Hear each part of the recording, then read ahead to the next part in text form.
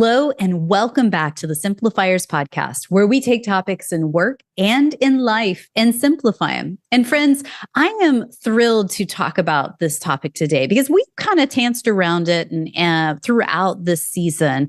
It comes down to networking, understanding how to really leverage your network to drive your career mobility. Whether you are in a job and you're kind of stuck and you don't know exactly where you want to head next, or you're on a job search right now, you're in transition to your next role, and you're trying to figure out how you can really leverage your network and get to where you ultimately will thrive and be happy and where you want to go. So my special guest today, her name is Susan Collins. She's an executive coach who left the corporate world after a very successful career in talent acquisition to pursue her second passion, which is empowering leaders to navigate the corporate landscape confidently. She's conducted thousands of leadership interviews, and she realized that even the most talented leaders often struggled to articulate their value. Now, she's got signature programs like Impact 360 and Career Self-Care, and she really helps leaders move forward with 360-degree feedback and coaching. Her greatest joy comes from seeing her clients gain clarity, confidence, and readiness to embrace their true value. So I'd like to welcome to the Simplifiers podcast, Susan Collins. Hey, Susan. Hi, Mary. Thanks for having me today. I'm so excited to spend some time with you. I think this is going to be a fun conversation because let's face it, people who've listened to the podcast probably know that I'm an extrovert. I love connecting with people. I love being out and networking in happy hours.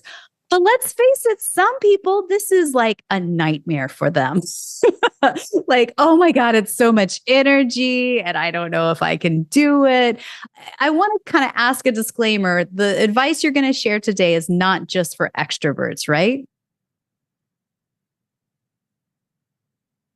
Okay, now I'm showing, and I apologize, internet connection access is wobbly. And so I didn't hear that last question. Okay, no worries. We can take it from the top.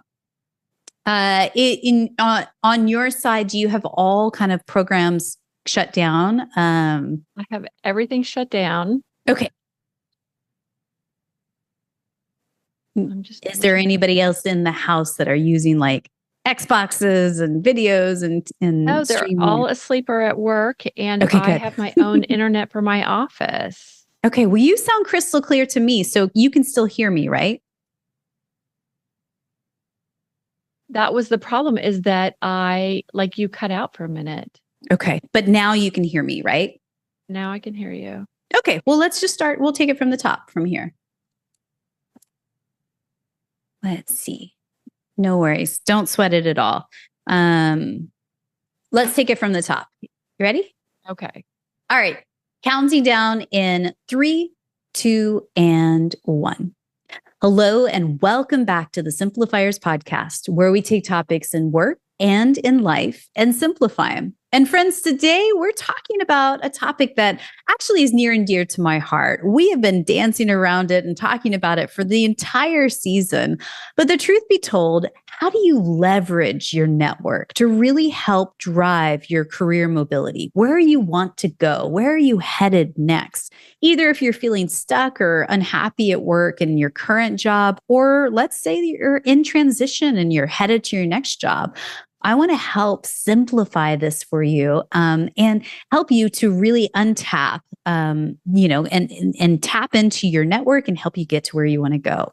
So my special guest today, her name is Susan Collins. She's an executive coach who left the corporate world after a very successful career in talent acquisition to pursue her second passion, which is empowering leaders to navigate the corporate landscape confidently. After conducting thousands of leadership interviews, she realized that even the most talented leaders often struggle to articulate their value. She's got signature programs called Impact 360 and Career Self-Care, which we'll ask her about her in a second. But her greatest joy comes from seeing her clients gain clarity, confidence, and readiness to embrace their true value. So I'd like to welcome to the Simplifiers podcast, Susan Collins. Hey, Susan. Hi, Mary. Thanks for having me today. I am so excited to talk about this subject with you. I'm thrilled. And I want to kind of put out a disclaimer at the top. Most people who've listened to my podcast know that I'm an extrovert. I love talking to people. I love networking. I love to go out to happy hours. Now, is the advice that you're going to give today only for the extroverts out there? Or what about the people who are terrified with networking and terrified with leveraging their network? Are you going to be able to give them advice as well? I think networking is hard even for the extroverts if you don't do a lot of it. So this is really for everyone. It's about what you need to do to balance your career and to find your comfort zone in what may be a very uncomfortable space. Yes, totally. So this is for everybody, is basically what we're saying. Everybody. Yes. Okay, good. Yes. Now, for those that are feeling disengaged or unhappy at their work, what do you think is the root cause typically? I find that when people are in that space at work where they're either in a rut or feeling unhappy, somewhere along the way, their values have become misaligned. And it happens slowly over time. We're in a meeting, there's something that we might want to say, and we don't say it. And then we go back to our desk and we're like, I should have said that. Or we're in a meeting and someone says something that is either offensive or we don't agree with. And it's really hard at that point to know in that moment what to say. So we don't say it. And then because we didn't say the one thing, we don't say the second thing. And then everything starts to roll and we start to question ourselves and what's going on with us. And we don't know at the time that what is happening is that our values are misaligning and we're not speaking our truth. And that's kind of where it starts to go wrong. And it can snowball from there if we don't identify what's happening. And I think in those moments where somebody says something that really offends you, or you're just like so shocked by it, there's that kind of the way that you respond: fight, flight, fear, or fawn, right? Right. And a lot of times, most of us are just sort of like taken aback by it. Like you just sort of don't know what to say in those moments, and then you think of the perfect thing to say like 30 minutes later, right? Right. It is our brain kind of working against us. It's like, stay safe. Don't do anything. Yeah. Just listen. What happens if you speak up? And we start to tell ourselves all of these stories instead of stating our truth. Yeah. And I think that that's what's hard, is that if you are starting to notice your values are misaligned with your work, and there's these little micro moments, the micro moments start to add up, right? And then you go, oh, I don't really want to say anything, or, oh, this is going to put me on some sort of blacklist that's going to be part of some future layoffs. So I'm just going to keep quiet, put my head down, and just hope that it gets better. I think a lot of people do that, right? Absolutely. It is protect, control, comply, right? Like, what are the reactive tendencies that we have in the corporate arena where we feel like we have to protect ourselves? And when we look at what has happened, especially in the talent acquisition world, but throughout several industries, we also balance that with that need for work and to have a paycheck. And so when we don't want to rock the boat, a lot of times we give up what we need to feel successful. Which ripples out to every other aspect of our lives, right? It ripples, that stress and that misalignment ripples out into your physical health, right? Turns into digestive issues and headaches, and, just coping with triple frappuccino lattes and Red Bulls galore. It ripples out to your personal life. You come home exhausted or depleted, and you have nothing left to give your loved ones or your friends. It becomes all encompassing, right? Exactly. And then we start to have the Sunday night blues, and then we start to dread things. And we have to take that proactive approach to understand what it takes for us to be happy and what we need in our career. And I'm getting the sense, and tell me if I'm wrong. It's not big sweeping changes. Sometimes it's just having the courage to speak up, right, and ask your people leader or talk to your HR professional. To heart having those conversations with others that help move the needle in little ways, right? Is really just doing 10% more. That's a great place to start, because when we're in a situation where we are uncomfortable, just thinking about what do we want to say, and if we can't say the whole thing, it's just about the practice of 10% more. What is 10% of what I need to say? Because when you look at those leaders that sit in those meetings who say the things, they're the leaders that are recognized for taking risks, for saying what's uncomfortable. But when it's us and we feel like we're put on the spot, we're not always comfortable getting there. So it is a practice of just, what is your risk tolerance? What do you want to talk about? And then saying the little things to get comfortable saying the big things. And, not to belabor the point, and I think this is captain obvious for anyone that's listening. What you're saying, Susan, is to speak up and have courage to ask the hard questions in a room. You're not saying to speak in an unprofessional way or a highly charged and emotional way, like going like, oh, that's a terrible idea. You're a terrible person, or, anything that would make you look a bit foolish, right? Right. You're exactly right. When we are little, we're asked all the time, and what do you want to be when you grow up? What do you want to be? And we head into our careers and we're like, I want to be an executive. I want to be a VP. I want to be a director. And we become so focused on what we want to be that we lose who we want to be. So by taking a step back and saying, who do I want to be in this meeting? I want to be the person who makes others feel good about decision making. I want to be the leader who asks the right questions. I want to be the leader who points out something that could hold us back in our timeline or our budget. Okay, I'd like to shift gears a little bit. And you and I spoke previously, and you had this saying that I just love, love, love. You said, if you're happy and you know it, think ahead. What does that mean practically? I talk a lot about this. I'm very passionate about this. When I'm talking to leaders and things are going really well, they want to coast, right? They're like, I feel like everything's going well. I want to keep my head below the radar, and I just want to keep things moving. And when things are going well, you're really your best advocate. You need to be thinking about what's next. Your mind is open to possibilities. You have more confidence to try new things because it's going well. So I can ask for more. And more doesn't always mean a raise or a promotion. Sometimes it means flexibility in your work schedule, working from home on Fridays, going to a conference that you want to go to. But you need to be constantly thinking about what's next and what you want. And we don't do that. We get stuck in this rut where we're like, things are going well. I don't want to, my boss likes me. I feel really good about things. So I'm just not going to rock the boat. And these are the times that you need to be thinking about what you want long term. So if you're happy and you know it, you need to have your resume updated, because how many times have you heard someone come to you, you're the internal candidate, you're going to interview 2 or 3 levels up, and they want to see your resume. I've helped so many people scrambling for a job that's internal that they thought was kind of just going to be an obvious promotion, and then come to find out they want to see internal and external candidates. So there are little things along the way that you need to be doing even when things are going well. One of those that I highly recommend is interview practice.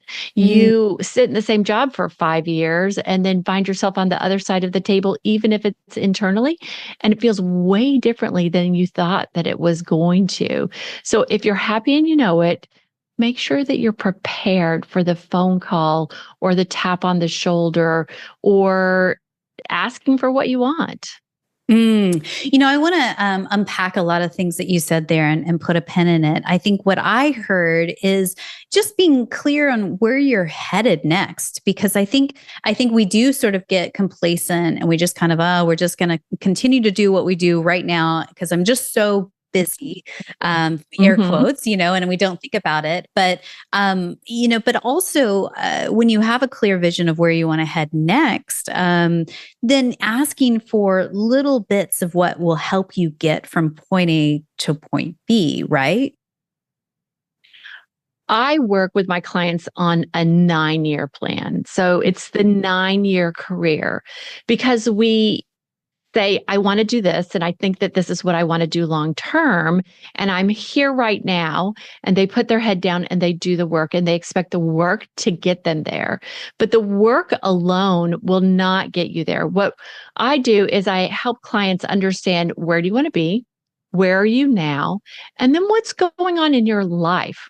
A lot of times we talk about, if they have kids, the age of their kids now and the age of their kids in 9 years. And we work through every single one of those years, because there may be a year, maybe they're a senior in high school, or maybe it's their kindergarten year, where you may want to step back and be the room mother, or you know that you're going to have a big trip coming up and you want to make sure that you're there for all of their baseball games or band events or drill team. And then we also look at maybe what are their financial goals, or what kind of thought leader do they want to be in the industry? And then we put it all together. And why we do 9 years is because you need to look at your career in 3-year increments.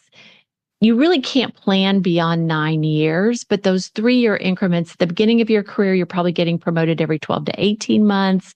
And then as you get a little further, it may be 2 to 3 years, maybe 5 years, depending on how big your organization is. But I cannot tell you how many people wake up one morning and they say, I'm not where I thought I would be. I'm not achieving the goals. I've put my head down. I've coasted. And now I don't know how to get from here to there. And so looking at it in these 3-year increments, 3 at a time, and looking at your personal life and your dreams helps you start to weave things in and out to understand the decisions that you have to make. And where we get caught up a lot of times is we don't make the decisions. We don't understand what decisions we need to make and what conversations we need to have. If you've been sitting in a position waiting to get promoted for 5 years and they keep saying, you're going to get promoted, you're going to get promoted, things are going well, but they're not promoting you, they're telling you something.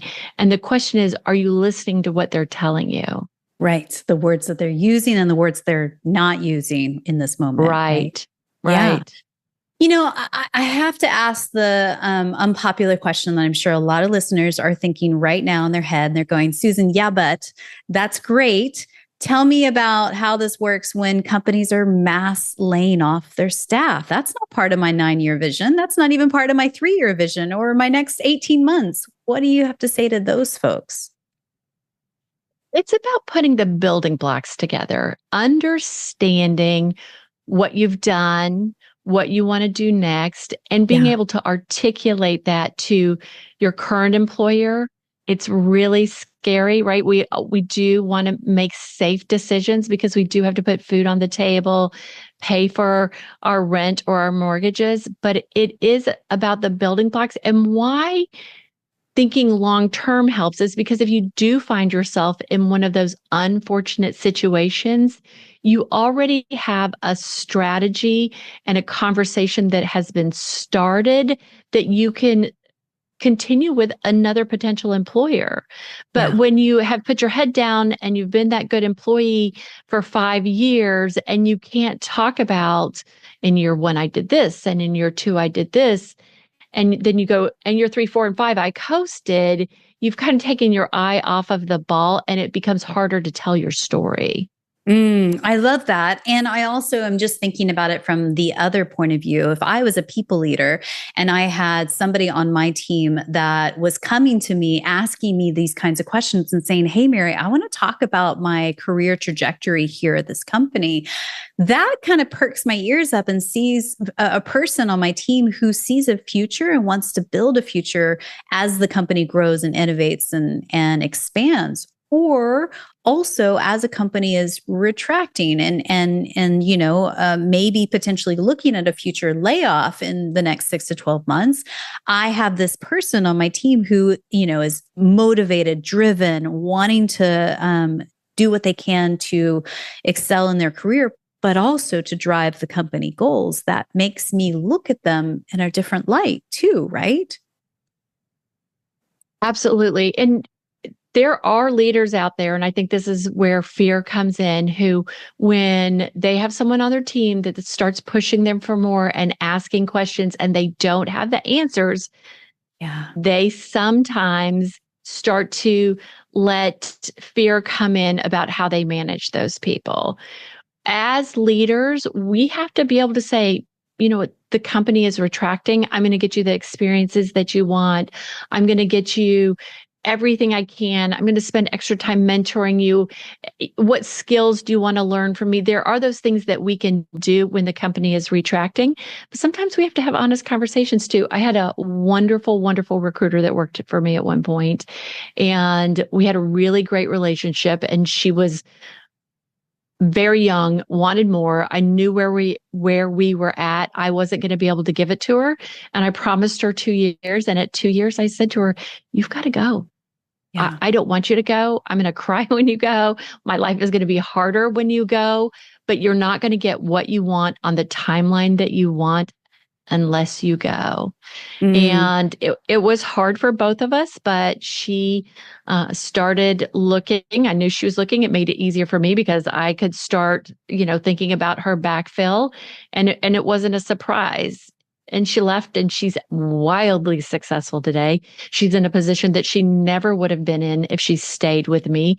And I feel like, together we got the building blocks that she needed up until that point. And I had to let her go. I didn't let her go. I mean, I had to let go. Let her move on. Yeah. Let her move on. And it was hard, but it was time for both of us. Yeah. Gosh, what a great story. Because I think there's lots of people out there who have terrific people leaders and bosses that are like that have open mindsets and see the big picture for, and want the best for their teams. And sadly, there are quite a few people out there who have not so great bosses, who are only looking out for themselves, who don't think about, introducing that person to another person in their network to help them in that mobility. So my hope is that if you are listening to this today and you are a people leader, just consider being a better people leader, doing the things that help your people, progress in their careers, whether that means staying at your company or moving on and having that courage to do that. So I want to shift gears again. And you talk about these career narratives, that there's 8 in particular. Now, you don't have to talk about all 8, but maybe give us a kind of high level overview of a couple. What are the 8 career narratives that we should consider when crafting our own narrative for our own career? So after sitting on the other side of the interview bench for many, many years and interviewing people and watching people move forward and move backwards, and when you are in HR, unfortunately, a lot of times, people are going to leave before they know they're going to leave. You understand their career trajectory. There are 8 things that you need to do to advocate for yourself, and they are: develop professionally. You need to really go to yourself to build curiosity and build the skills, even if you're not getting it from within. Build your brand, understand your values inside and who you want to be instead of what you want to be. Cultivate relationships, embrace networking. You and I talked about this at the beginning. You cannot underestimate the power of your network. There are 3 types of people in your network. There are the decision makers. You should always stay in touch with the decision makers. They can hire you. They can be a big advocate for you in your career. There are influencers, those people who can share your name, who know a lot of people in the industry. And then there are cheerleaders, the people who are going to sing your praises. And so understanding who's in your network and how to utilize your network and when you need to give so that down the road you can get is really, really important. Advocate passionately. not only for yourself, but for others. When we advocate for others, it comes back to us 1,000 times over. It shouldn't be for any other reason, but great leaders advocate for great leaders, and they don't feel that scarcity that some leaders feel. So they're okay saying, Mary's wonderful. And let me tell you why Mary's wonderful, because it has nothing to do with me not being wonderful. It's one of those things that we don't do enough of. Ignite curiosity about yourself, about your others, about how you get things done, create balance. And balance is really about being able to say, my team has the same standards. We expect the same from everyone. And creating balance is about being able to go up and say, we can get these 10 things done for you, but we do not have the manpower to get these things done. So I want to talk to you about what realistic expectations of work are for my team. And then holding boundaries. You have to have boundaries in your life. You have to understand that if you need to get off at 5, you need to get off at 5. Every Thursday, I have lunch with my dad. I cannot take a client or talk to anyone on Thursday afternoons because that's when I'm having lunch with my dad. Yeah. Yeah. And those are the 8 career narratives. Oh, they're so good. And truly, and I hope that, I mean, we've skated by those so fast. If you need to go replay, back up, listen to those again, write those down, because I think that they are so poignant and perfect and spot on. And I really want to talk about those 3 different types of people, because I feel like this is how you begin to leverage your network and how you can start to get those people to open those doors of opportunities for you. Mm-hmm. So let's dive a little bit deeper in that. So you kind of assess the people that are in your network, whether working with you in the companies that you're with, or maybe in your industry and like through associations and chapters, right? But once you've identified, are they a decision maker, an influencer, or a cheerleader, or maybe even a mix of some of those things, right? Mm-hmm. What's the next step? How do I cultivate and really deepen those working relationships? Networking is such an art because we don't feel an immediate ROI. Yeah. And so when we are up on top, we sometimes let go of our network a little too early before we really start to feel the difference in it. So it is about setting aside time on your calendar and just having conversations with no expectations, reaching out to people and saying, I wanted to check in on you. I haven't talked to you in a long time. What exciting projects are you working on? And making it about them. Yes. When I was in talent acquisition, every year for every anniversary, I spent 10 years and 8 months at the same company. I would send a card to every single person that I was part of the hiring process for their anniversary. And sometimes their bosses didn't even remember their anniversary, but it is making sure that people feel seen and heard. And if they were having a hard time at work, a lot of times I would get that first phone call because they knew that I cared, and I cared deeply about them. I believe that you should love your job. I don't believe that you should love it more than your family or your life. But I believe that you spend a lot of time there and you should love your job. So it's about investing the time in your network, and it is okay to put an hour on your calendar during work hours every week to reach out to someone you know within your industry, within your profession, former colleagues, former supervisors, because it makes you a better employee. It helps you understand your value. It helps you understand what's happening in your industry. You can bring information to the table that you wouldn't be able to bring to the table had you not been networking. And then if something does happen, if you decide that maybe you need an answer for a big project that you're working on and you've hit a bump, or you need a little bit of mentorship, you need a question answered, you need a candidate, you're going to be hiring this new team member on your team, you can go to these people because you have put forth the work ahead of time. I love that answer so much. I am a firm believer, and yes, I am a people leader and I'm a people person. But your people, your workforce is your number one strategic asset in a company, period. If you don't have great people who are highly engaged in their work, your profit margins are going to suffer. And so, even so, like that's just inside the bubble of wherever you work at. But your network outside of your office is an invaluable resource in helping you do a better job at your job, right? I mean, it seems like such a no-brainer way of putting it when you said that. Like, of course, you're gonna want to devote time every single week to nurture those relationships, because it's gonna be better for you in the work that you do as well. And let's talk about if you're an introvert, right? Because I say that Yes. with like this big extroversion point of view on it. But if you're an introvert, maybe it's an email checking in. Maybe Yes. it is a LinkedIn invite that says, you know what, I follow you on LinkedIn. I love your thought leadership. And I just would like to add you to my network. I hope that we can have a conversation someday. You can start Yes. slow. It doesn't always have to be voice to voice, but you do need to put that human connection in there at some point to be able to reap the rewards. And you have to share your superpowers with the world. So your superpowers might not be big, bold, and loud, but there's something that everyone does that makes them special.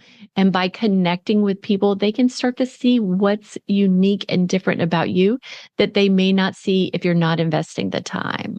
And that comes back to what you were saying earlier of helping people feel seen and heard. I mean, one of the things I really, really love to do at my last job was take a couple of laps. Our offices were built in an O shape. You know, 2 laps is about a 10-minute walk. We'll just have a little walk and talk about nothing serious. Hey, how was your weekend? What projects are you working on right now? How can I help you? It's that kind of a phrase and mentality that, lets them lead the conversation, lets them talk and feel in a very non-confrontal kind of way.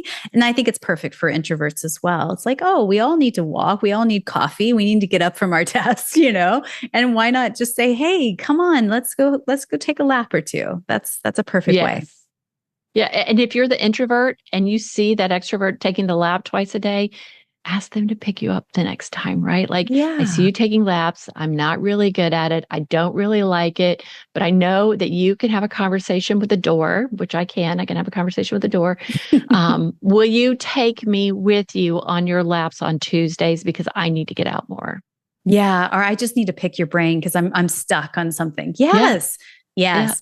Well, they call you the network concierge for a reason, Susan. I see you. You're definitely helping people out in the world with leveraging their network. And if you're curious about the work that Susan does, I highly, highly recommend checking out her website. It's called thenetworkconcierge.com. All the links and everything that we talked about in this episode can be found in the show notes over at thesimplifiers.com.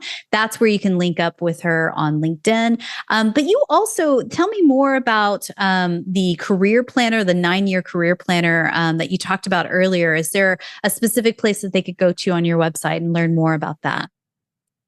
Yes, I'm going to give you the link. It's so that you can put it in the notes and you can download it for free. It takes you through just really about who you are. So you want to think about work, personal, and other goals over the next 9 years. Start with the beginning and the end. So you're going to put where you are now and you're going to put where you are at the end, and then start to fill in the dots. And what it really does is it starts to make the invisible visible to you, the conversations that you need to be having, the decisions you need to be making. And it helps you from hitting that coast and keeps you focused on your future. I love it. Thank you so much for sharing that, Susan. Again, that's in the show notes over thesimplifiers.com for this episode. So as we wrap up, there's a few questions I like to ask everyone that comes on the podcast. And here we go. The first one is this: what is one book or blog that you're reading these days that's either inspiring you or poking holes and challenging your belief system? So for Mother's Day, my kids gave me this book. It is The 15 Lies Women Are Told at Work.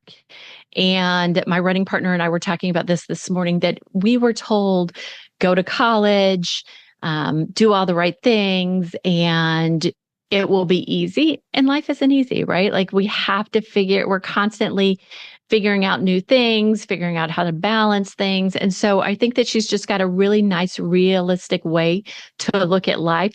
The book opens up with, what does it open up with? It opens up with, don't follow your dreams, follow the opportunities. And, I talk to people all the time about you should take a lateral move if it's offered to you. And in our careers, when we think that it's a race or a contest, we don't always want to take the lateral move. But what they don't understand is the lateral move 2 levels up makes you a much more valuable candidate. So Yes. I'm really enjoying her book. I'm about 4 chapters in, and I think she's got a really nice, realistic way of looking at your career. Awesome. I have not read that book yet. So we'll link that up in the show notes for you guys if you want to check it out. So tell me, who is one person in your network, somebody that you know personally, you just feel is up to brilliant things? If we could shine a spotlight on them, who would you recommend? Oh gosh. There are 2 people I'm really excited about right now. One is Natalie Stones, who has started the Talent Collective with Krista Tan.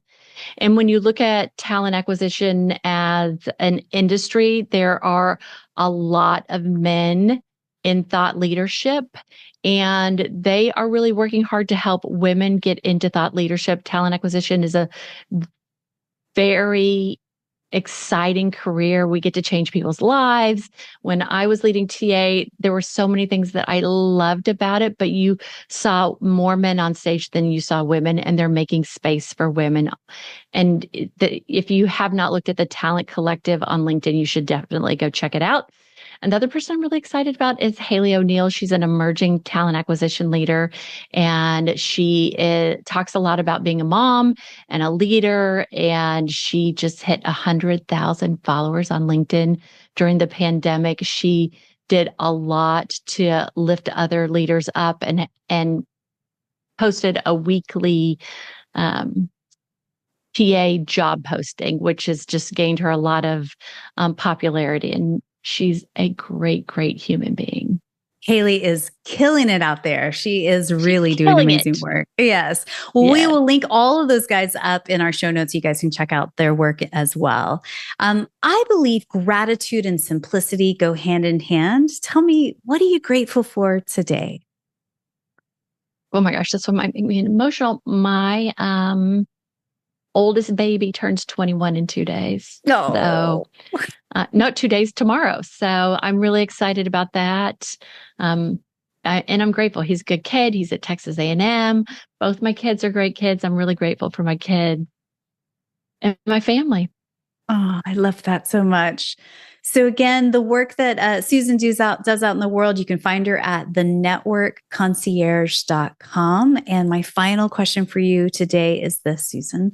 Someone somewhere is listening to you and I right now, and they're thinking, yeah, everything that Susan just said, I've totally been doing. I've been putting my head down. I'm totally stuck. No one notices me at work, and I'm afraid I'm going to be on the chopping block soon. What's one thing you could whisper into their ear right now just to encourage them in this moment? I want you to know that you bring something to the table, but you have to be your own advocate. So if you're stuck, look at your values, clean house. You never would have a party before you cleaned house. Update your LinkedIn, update your resume, and have the conversation internally if you need to have the conversation, or go to a mentor to have the conversation, but start talking about what you want, because the brain believes what you say. And if you've been telling yourself that you're not worthy, or that there's nothing out there, or that you can't change jobs because you love the team that you work with and you don't want to leave them behind, you've got to think about yourself first so that you can help others. Susan, thank you so much for your time today. Thanks for having me. I appreciate it.